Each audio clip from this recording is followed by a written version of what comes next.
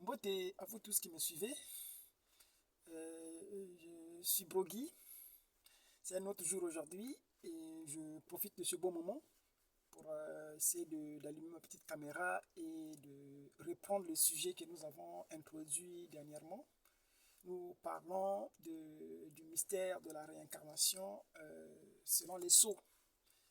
Comme vous le savez, nous ne cessons de le dire que lorsque les sceaux sont brisés, voilà, cela révolutionne toute la Bible. Cela apporte une nouvelle vision des choses que nous lisions dans la Bible.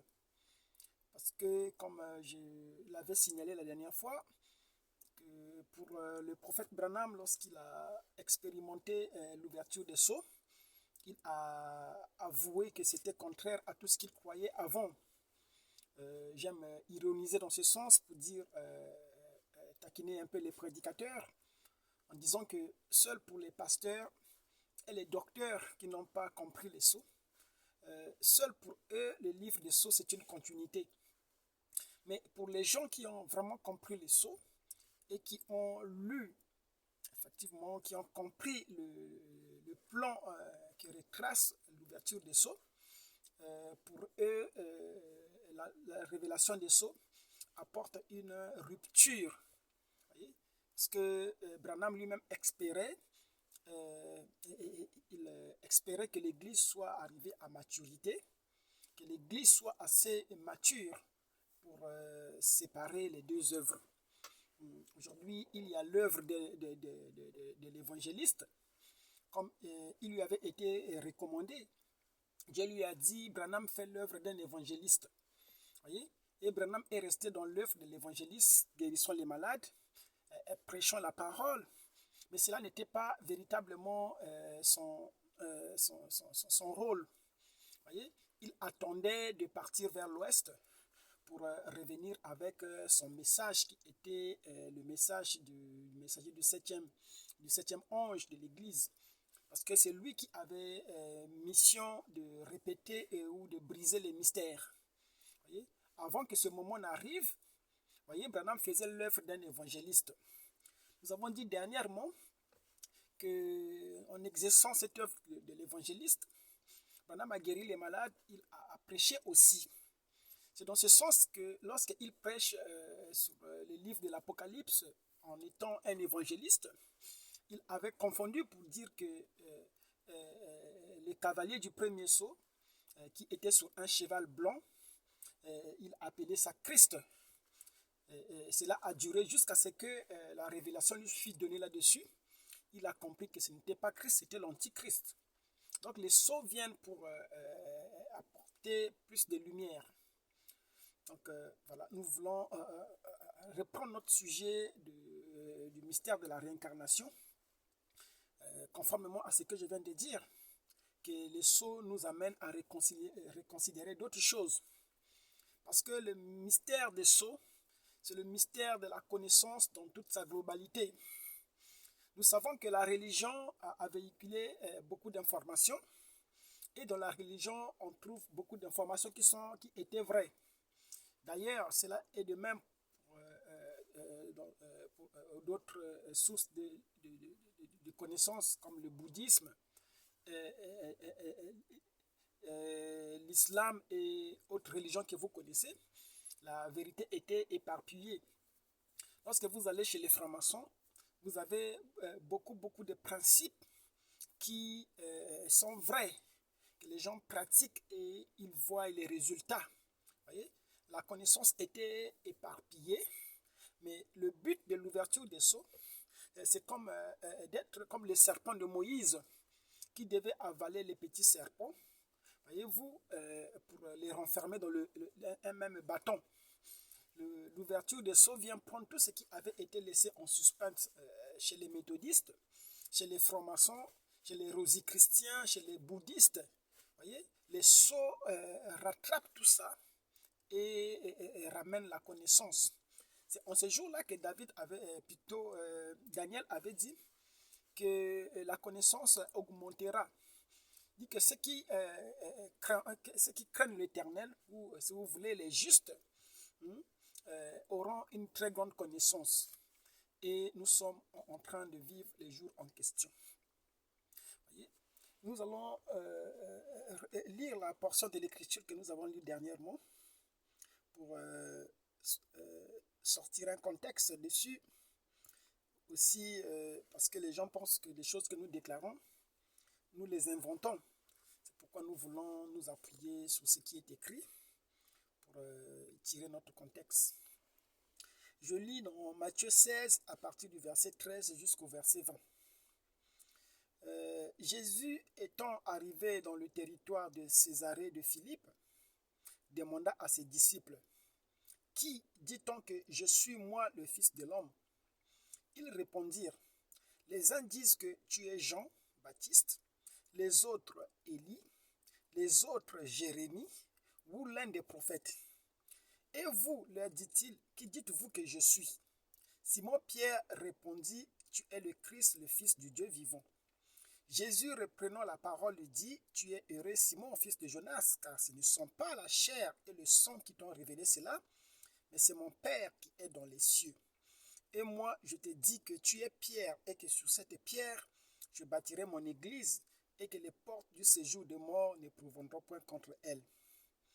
Nous allons nous arrêter là. Voilà. Ici, nous voyons, comme nous l'avions introduit la dernière fois, Jésus qui arrive à Césarée et qui pose la question. Il dit, qui dites-vous que moi je suis? Autrement dit, définissez-moi par rapport à votre conception. Voyez? C'est comme ça que les disciples lui rapportèrent que les Israélites ou les Juifs pensent que tu es Jérémie, tu es Ésaïe ou tu es soit l'un des prophètes. Voyez? Et nous nous sommes appuyés là-dessus pour dire que si les Juifs avaient été amenés à penser que Jésus pouvait être Ésaïe, pouvait être Jérémie alors que Jérémie était déjà décédé, voyez, c'est que quelque part les Juifs croyaient à la possibilité de se réincarner. C'est que les Juifs croyaient par là qu'un prophète décédé pouvait encore se réincarner et continuer son ministère. Voyez? Pourquoi? Parce que s'ils ne croyaient pas ainsi, ils n'allaient pas penser que Jésus puisse être l'un des prophètes. Voyez? Parce qu'ils ont identifié Jésus par rapport aux prophètes qui étaient déjà partis. Voyez? Donc cela laisse une ouverture pour penser que ce peuple-là de la Bible croyait qu'on pouvait revenir à la vie, voyez-vous, pour apporter, continuer un ministère, exercer un certain ministère. Nous nous sommes appuyés là-dessus, principalement pour ouvrir cette voie à la réincarnation. Pourquoi? Parce que nous croyons aussi qu'au temps de la fin, la convocation avait été donnée à ceux qui sont partis de l'autre côté, de revenir afin de se tenir devant le juge. Pourquoi? Parce que il est permis de mourir une seule fois. Après vient le jugement. Or, pour que le jugement se fasse, il faut que les morts reviennent à la vie. Il faut que ceux qui sont morts reviennent prendre les corps. Parce qu'au jour du jugement, au jour de la résurrection, Paul dit que lorsqu'un corps est sémé, corruptible, lorsqu'il revient à la vie, il est incorruptible. Voyez? Mais pour les païens, pour les pécheurs, ils reviennent à la vie avec le même type de corps dans lequel ils ont péché. Donc, ils reviennent à la vie avec le corps de chair. Voilà pourquoi je crois aujourd'hui que beaucoup de terriens aujourd'hui, beaucoup des habitants de la terre sont en fait les gens qui reviennent à la vie pour passer en jugement. Voyez? Pourquoi? Parce que lorsque les trônes ont été installés à l'ouverture des sceaux, c'était pour exercer le jugement. Nous avons dit que le jugement, c'est une dispensation. Le jugement n'est pas un jour mythique, comme imaginer les religieux, où on va étaler des trônes ou des chairs, et où on verra des gens venir avec des robes blanches se tenir là, ouvrir des livres littéraux pour juger les gens. Ça, c'est la conception de l'humain. Voyez? Pourquoi? Parce que l'humain aime se représenter les choses. La seule manière pour un homme de comprendre une réalité, c'est lorsque, voyez-vous, il essaie de traduire les paroles en images.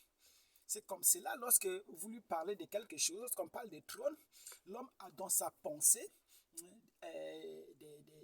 un trône physique, et c'est comme ça, à travers cette image, qu'il comprend.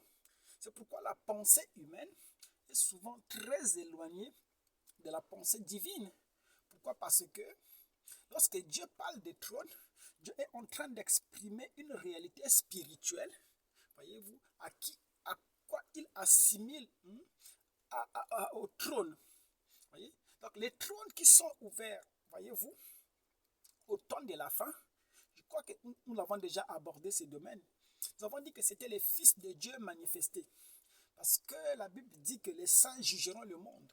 Voyez? Lorsque les sceaux sont révélés, nous avons dit que les sceaux révèlent les fils de Dieu manifestés. Les sceaux donnent la révélation des fils de Dieu manifestés. Et ce sont les fils de Dieu manifestés qui jugent le monde. Parce que ces fils de Dieu, ce sont les paroles du livre. Ce sont les livres qui ont été ouverts et chacun devrait recevoir son jugement à travers eux. Paul a dit clairement que ce sont les saints qui jugeront le monde. Le but pour lequel nous revenons sur l'ouverture des sceaux, c'est parce que l'ouverture des sceaux marquait un point capital. Il avait fallu que les sceaux soient révélés. Pourquoi? Parce que si les sceaux n'étaient pas révélés, la rédemption ne serait pas accomplie. Voyez-vous, si les sceaux n'étaient pas révélés, voyez-vous, on n'aurait pas eu la preuve du rachat. Si les sceaux n'étaient pas brisés, Jésus-Christ serait mort en vain. Voyez? Pourquoi? Parce que les sceaux donnent le témoignage, les sceaux révèlent, donnent l'évidence de l'acte qui avait été commis à la croix.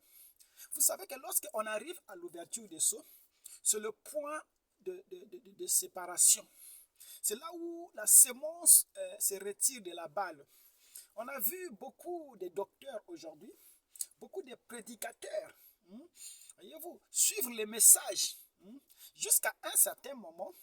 Lorsque Branham a commencé à ouvrir les sceaux, voyez-vous, là, il dit que ceux qui ont vu en vision, qu'il ne parlait plus de la même manière. Il parlait maintenant différemment. Le langage avait changé. Jésus aussi, quand il est arrivé, à ce point culminant de son ministère, le langage avait changé. Et il se plaignait. Pourquoi ne comprenez-vous pas mon langage? Pourtant, Jésus parlait hébreu comme tout le monde. Voyez? Mais alors, pourquoi les gens ne comprenaient-ils pas? Lui-même aussi, il était étonné. Il dit, pourquoi ne comprenez-vous pas mon langage? Donc, les sceaux, c'est un langage. Si vous n'êtes pas dans l'esprit des sceaux, vous ne pouvez pas comprendre les langages. Voilà pourquoi lorsqu'on désigne des choses, nous ne comprenons pas ces choses de la même manière. Lorsqu'on parle de la translation, les gens voient des humains qui commencent à voler comme des oiseaux pour aller je ne sais où. Voyez-vous? Parce que nous croyons que en dehors de la Terre, l'humain ne peut pas exister quelque part. Les astronautes sont allés dans l'espace, ils ont exploré. Quand ils ont été de retour sur la Terre, voyez-vous, dans le témoignage de ces astronautes, voyez, ils étaient entourés en premier par des prédicateurs. Parce qu'ils voulaient avoir l'évidence si au-delà de la galaxie, il y avait des humains, ou si Dieu existait quelque part, ou si les astronautes avaient rencontré des anges. Vous voyez? Pourquoi? Parce que l'humain pense que le ciel, c'est un endroit géographique, un lieu géographique. Or, les sceaux disent que lorsque vous allez au ciel, vous ne quittez pas un point pour un autre. Vous êtes toujours là, mais dans une dimension un peu plus rapide. C'est ce qu'on appelait le ciel. Et c'est ce que Jésus aussi avait prêché. Il dit que le royaume des cieux est parmi vous. Il dit que le royaume des cieux est parmi vous. Ça veut dire que le royaume des cieux était là, Mais pour contacter ce royaume, il fallait s'élever dans une dimension un peu plus rapide. Parce que vous savez que le monde est constitué de dimensions. Lorsque nous sommes là, nous sommes dans des dimensions, dans 3 dimensions condensées, ce qu'on appelle l'espace, la matière et le temps. Voyez-vous? Mais au-delà de cette dimension, vous avez ce qu'on appelle la dimension des ondes. Et vous savez que les ondes nous traversent en ce moment. Voyez? Les ondes sont en train de traverser. Même la vidéo que vous voyez, voyez-vous, vous voyez la vidéo devant vous. Mais cette vidéo avait été réalisée avant. Votre appareil de téléphone capte simplement cette vidéo parce qu'elle rentre dans la fréquence qui peuvent capter cette vidéo. Donc, le monde est là en virtuel. Voyez-vous, les images nous traversent. Alors, ce qui établit les ponts, ce sont ce qu'on appelle les fréquences. Si vous n'êtes pas dans la fréquence de la chose, vous ne pouvez pas entrer dans cette réalité. Voilà pourquoi nous avons dit que le 7e sceau, c'est le mystère des fréquences. Voyez-vous, le 7e sceau, c'est la fréquence éternelle. Le 7e sceau vous connecte à une certaine réalité. Alors, pour entrer dans cette réalité-là, il faut être dans cette fréquence. Vous voyez? Pourquoi? Parce que la magie du 7e sceau, c'est le fait qu'il y avait un plan. Vous savez que Dieu fait des choses en fonction d'un plan. Frère Branham parle de l'architecte, voyez-vous, à qui on avait donné une certaine orientation, à qui on avait donné un plan, si vous voulez, de construire, parce que l'architecte allait construire la maison par rapport à un plan qui lui avait été donné. Voyez-vous? Et l'architecte, parce qu'il est intelligent, voyez, quand il examinait le plan, il avait compris que le plan ne cadrait pas avec les normes, voyez-vous, de l'architecture. Il dit que le plan, pour lui, il avait vu des erreurs dans le plan et il avait pensé que le propriétaire avait oublié des détails. Et l'architecte s'est mis à construire l'édifice. Lorsque l'édifice est terminé, voyez-vous, le propriétaire est venu afin de rémunérer l'architecte. Et lorsqu'il a visité la maison, l'édifice, en fonction de son plan, voyez-vous, il a vu des anomalies. Il a vu des choses qui ne cadraient pas avec ce qu'il avait écrit sur le plan remis à l'entrepreneur. Voyez, il a appelé l'architecte. Il dit, mais monsieur, vous voyez que sur mon plan, je vous avais demandé de faire ceci. Et pourquoi vous l'avez fait différemment? Il dit, oui, effectivement, j'ai pensé que vous vous êtes trompé parce que ça ne pouvait pas être comme ça. Voyez? Et le maître d'œuvre, il était tellement fâché, il dit à l'entrepreneur, si tu t'attends à un salaire de ma part, tu dois casser ce que tu as construit et puis t'appuyer sur mon plan pour reconstruire. Voyez? Donc, il lui a recommandé de casser, voyez-vous, et de reconstruire, voyez-vous. C'est ce que nous faisons aussi. Les sceaux, c'est la pierre de David. C'est ce qu'on appelle la pierre de fête. La pierre de fête vient pour casser la statue. Voyez-vous, la pierre de fête vient détruire la civilisation des mortels, la façon de penser des mortels, la conception charnelle. La pierre vient pour balayer tout ça. Et après, la pierre va s'établir pour devenir une grosse montagne qu'on appelle la montagne de l'Éternel. Donc la pierre vient pour détruire et pour s'ériger en édifice. Voyez-vous, qu'on appelle le temple du savoir, qu'on appelle la maison de l'Éternel. Voyez-vous, la montagne sainte. Voyez-vous, sur laquelle il n'y aura plus d'ombre. Voyez-vous, c'est le mystère de la pyramide. Quand la pyramide, c'est le seul édifice sous la terre qui ne projette pas d'ombre. C'est la mer de cristal où tout est clair. Voyez-vous, tout est clair. Voyez-vous, la mer de cristal où il n'y a pas d'ombre. Voyez-vous, vous n'êtes que dans la réalité. Parce que l'ombre s'est changée en la réalité. Le 3e testament n'est pas une ombre. Le 3e testament ne projette pas une ombre. Pourquoi? Parce que le 3e testament est la réalité de l'ombre de l'ombre. De la même manière que l'Ancien Testament était est l'ombre du nouveau. Le nouveau, par conséquent aussi, est l'ombre des choses qui sont arrivées aujourd'hui, qu'on appelle l'ouverture des sceaux. Voilà pourquoi nous sommes dans la réalité, parce que la réalité, elle est spirituelle. Voyez-vous? Aujourd'hui, même les terriens comprennent que les choses matérielles ne sont pas réelles. Voilà pourquoi les terriens, voyez-vous, se réfugient dans des réalités qui sont soit virtuelles. Voyez-vous? Pourquoi? Parce que, voyez-vous, ils comprennent par là que tout ce qui est matériel n'est pas fondamental, n'est pas réel, n'est pas vrai. Voyez-vous? Vous voyez des gens ici qui vivent dans le monde virtuel, voyez-vous, qui est connecté avec des gens inconnus à travers les réseaux. Voyez-vous, c'est une façon de montrer que les gens ne veulent plus s'attacher aux choses qui sont littérales, matérielles. Le septième sceau aussi nous ramène dans une réalité non pas virtuelle, mais une réalité spirituelle qui est réelle, qui est authentique, qu'on appelle le 8e jour. Donc, il est très important de comprendre le plan. Pourquoi? Parce que sans les plans, vous n'allez pas construire l'édifice comme a voulu le maître d'œuvre. C'est pourquoi lorsque les sceaux sont révélés, nous comprenons les âges de l'Église. Nous comprenons que les 3 premiers sceaux, voyez-vous, parler des âges de l'Église. Lorsqu'on arrive à Apocalypse chapitre 4, c'est là où il y a l'enlèvement. On dit à l'Église, monte ici.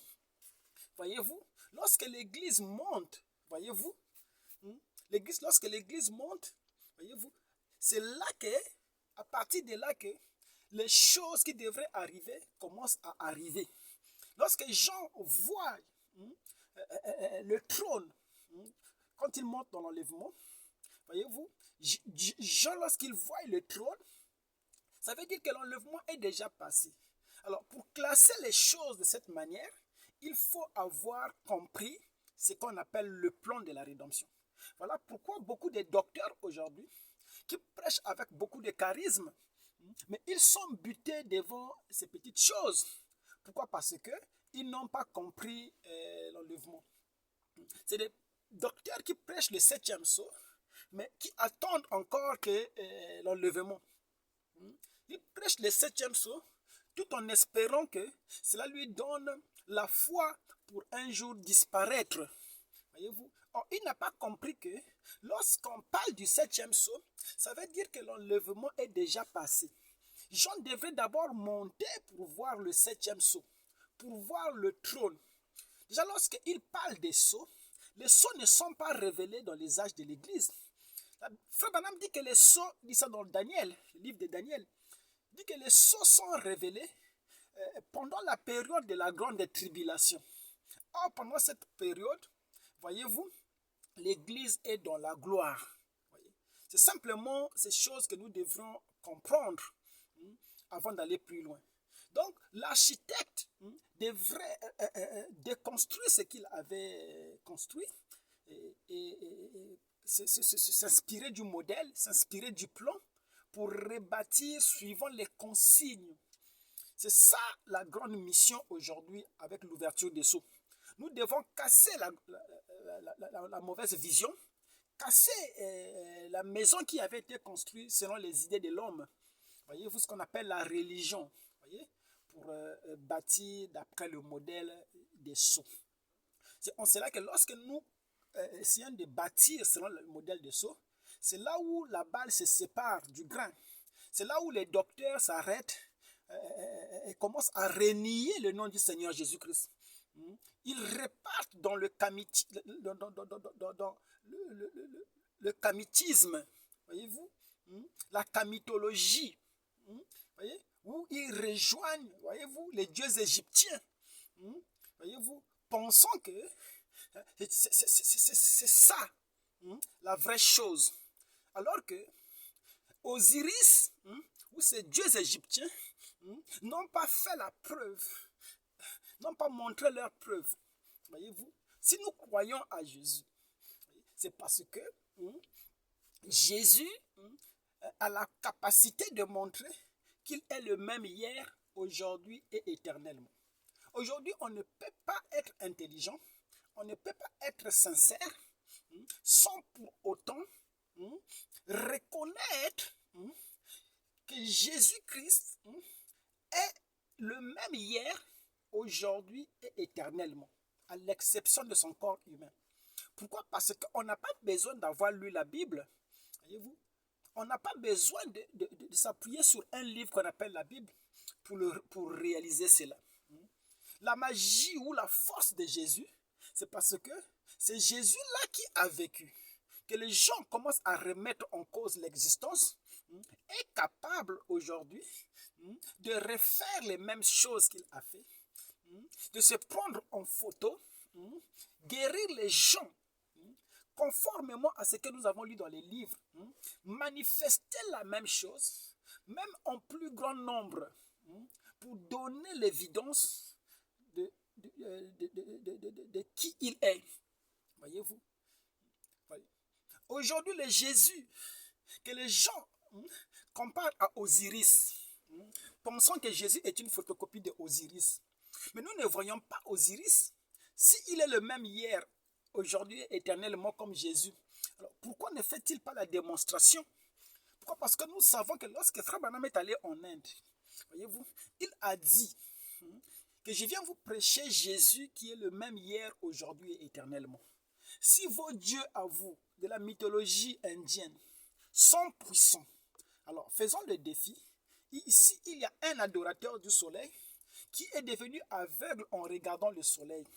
Il a perdu sa vue. Alors que vos dieux lui donnent la vue. Si vos dieux arrivent à remettre la vue à cet homme, je renierai Jésus. Je dirais que Jésus, c'est une fausseté. Jésus, c'est une copie de Osiris. Et je m'allierai à vos dieux. Voyez-vous? Et il était là avec les bras croisés. Ils ont invoqué leur mythologie. Ils ont invoqué Amon-Ra. Ils ont invoqué Osiris. Rien de tout cela ne s'est fait. Voyez? Et quand il s'est levé, Branham a dit, c'est enough is enough. Je veux vous prouver que celui que je sers, le Jésus dont je vous parle, qui est le même hier, aujourd'hui et éternellement, va montrer aujourd'hui qu'il est le même hier, aujourd'hui et éternellement, en donnant la vue à cet homme. Voyez-vous? Il n'avait pas fini sa prière et cet homme commençait à sautiller, disant que je vois, je vois, je vois.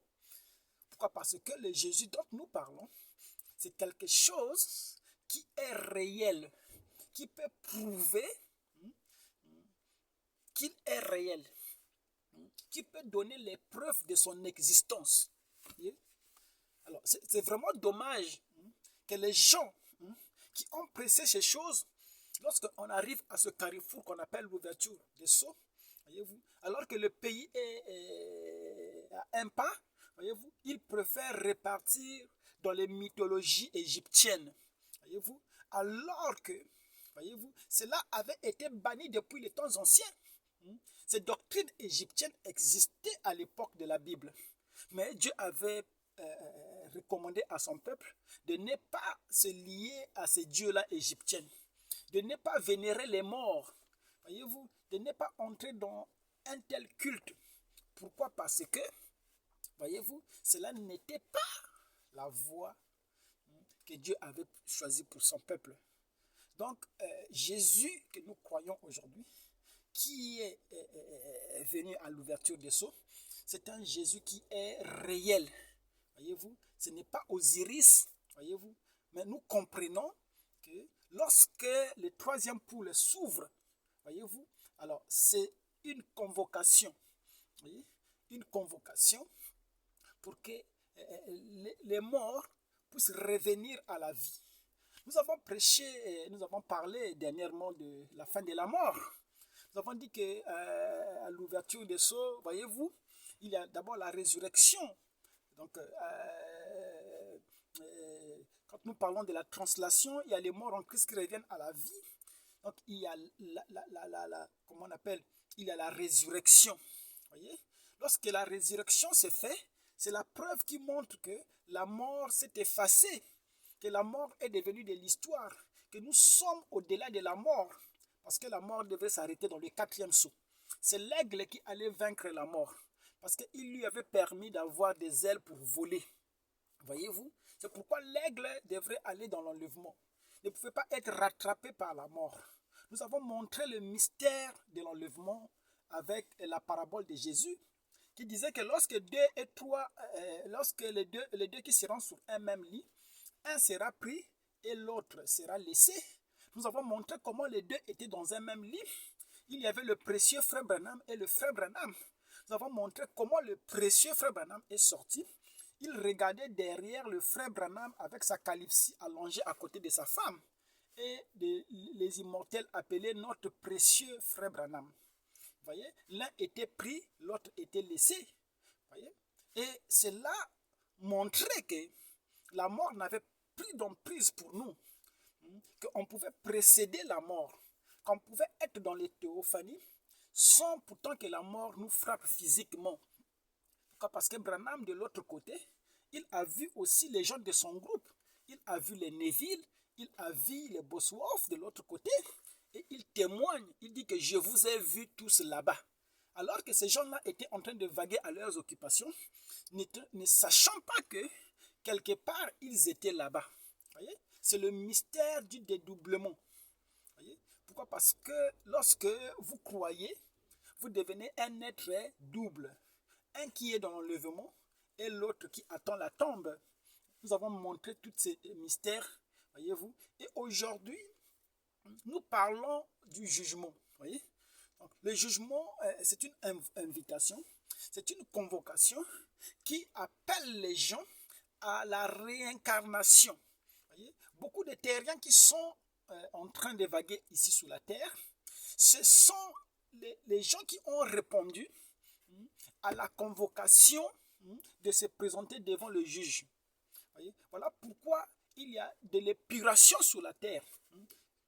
Il y a une extermination des gens.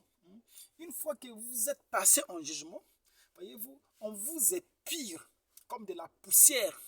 Voyez-vous? Pourquoi? Parce qu'il avait été dit qu'il ne leur laissera ni racines ni rameaux. Les racines, voyez-vous, c'était ça votre âme qui devrait être détruite après le jugement.